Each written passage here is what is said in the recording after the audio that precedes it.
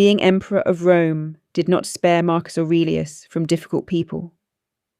If anything, his position surrounded him with more of them than most people will ever have to deal with in an ordinary life. Courtiers seeking favour, generals with their own ambitions, family members with competing interests, and at least one trusted general, Avidius Cassius, who eventually attempted to seize the throne outright while Marcus was away commanding troops on the frontier. Betrayal, jealousy, dishonesty, and cruelty weren't abstract concepts to Marcus.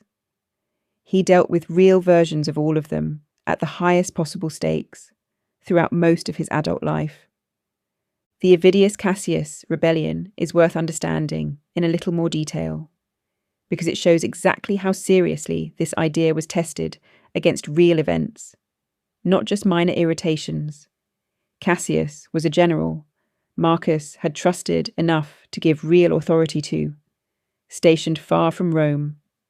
When a false rumour spread that Marcus had died, Cassius moved quickly to declare himself emperor, gathering support before the truth caught up with the rumour.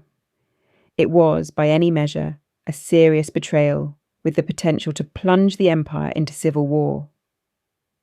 And yet Marcus's own writing and the historical accounts of how he responded describe restraint rather than fury, reportedly expressing that he would have preferred the chance to resolve things peacefully, and grieving rather than celebrating when Cassius was killed by his own soldiers before Marcus even arrived to confront him.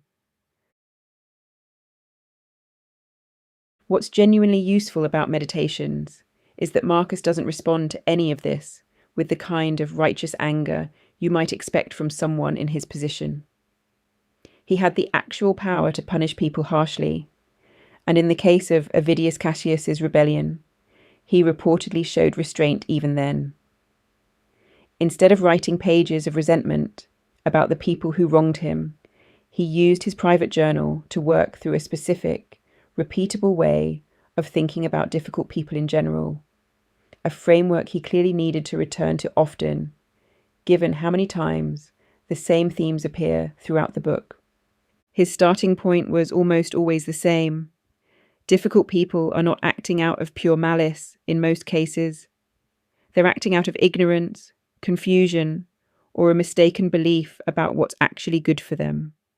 Someone who lies to you, undermines you, or acts selfishly towards you is usually doing so because they believe, however wrongly, that it serves their own interest. Marcus argued that this doesn't excuse the behaviour, but it does change how you should think about the person doing it. You don't get angry at someone for being unable to see clearly, the same way you wouldn't get genuinely angry at someone for having poor eyesight. You might still need to deal with the consequences of their actions, but the anger itself, he suggested, wastes energy on something the other person likely couldn't fully help. He also reminded himself repeatedly that he shared the same basic human nature as the people who frustrated him. This wasn't false humility. It was a genuine attempt to prevent himself from viewing difficult people as some separate, lesser category of human being, fundamentally unlike himself.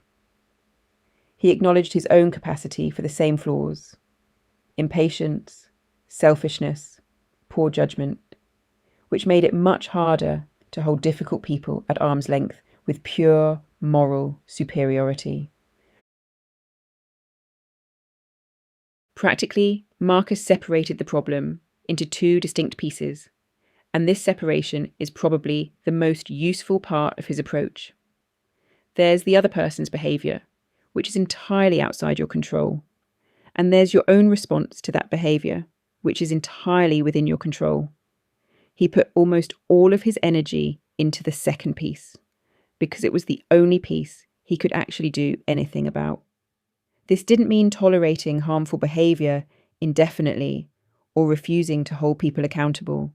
Marcus clearly took real action against Avidius Cassius's rebellion, for example. It meant that whatever action he took, he tried to take it from a place of clear judgment rather than reactive anger, because he'd already worked through his emotional response separately in his own private reflection before ever needing to respond publicly. He also had a specific technique for the smaller, everyday version of difficult people, not traitors and rebels, but the ordinary irritations of people who talk too much, take credit unfairly, or simply have habits that grate on you. His approach here was to ask what role that person was actually playing in the larger picture of his life, the same way an actor plays a role in a larger production. A difficult colleague in this framing isn't a personal enemy assigned specifically to make your life harder. They're simply one more character in a very large cast, most of whom you'll interact with only briefly, and few of whom are thinking about you nearly as much as their behaviour might suggest. There's a related habit worth naming, drawn from the same section of his writing. Marcus would often try to imagine the private version of a difficult person's life before judging their public behaviour too harshly.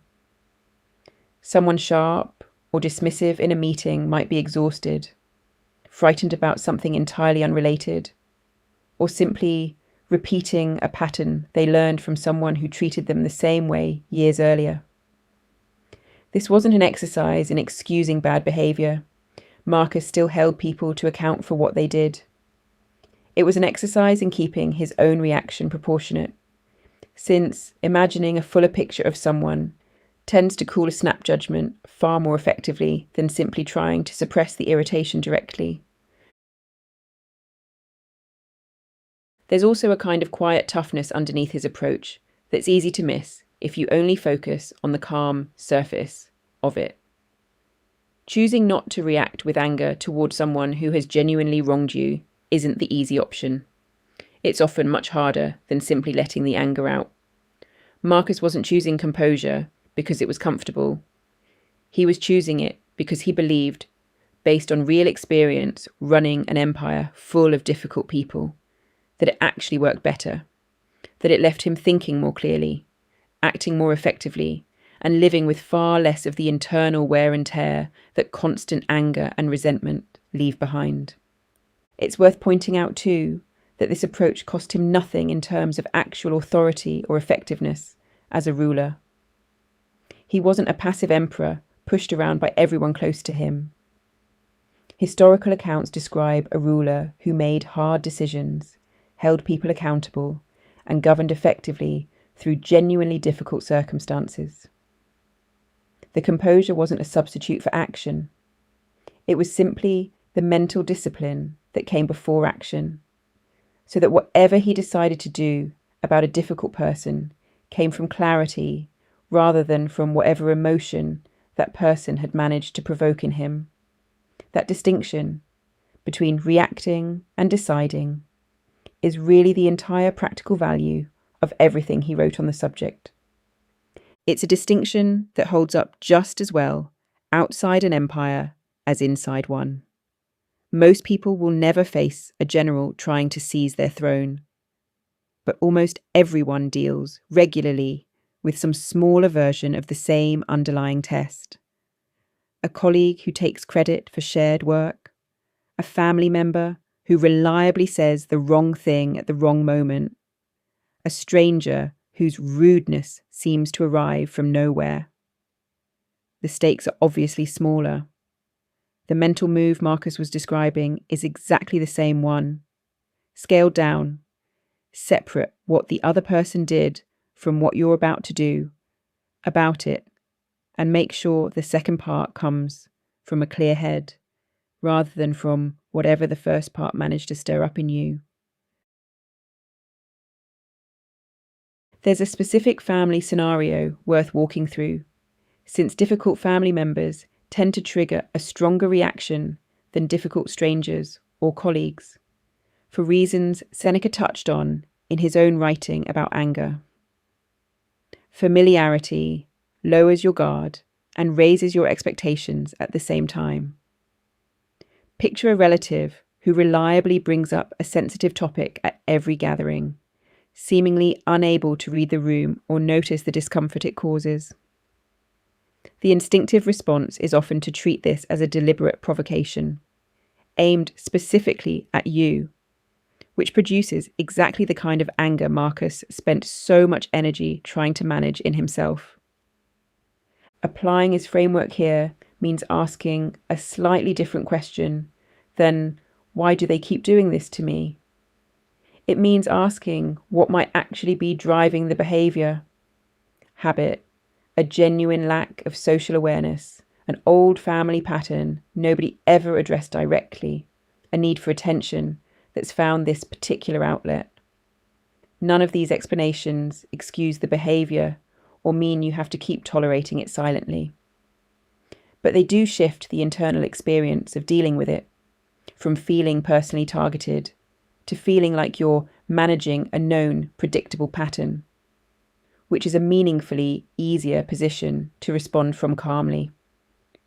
You can still set a boundary, change the subject, or address the pattern directly. The difference is doing it from clarity rather than from the flash of anger the behaviour originally produced, which is exactly the gap between reacting and deciding that sits at the centre of everything Marcus wrote on this subject. Subscribe for the final episode in this first batch. Seneca's surprising argument about wealth, from a man who had more of it than almost anyone in Rome.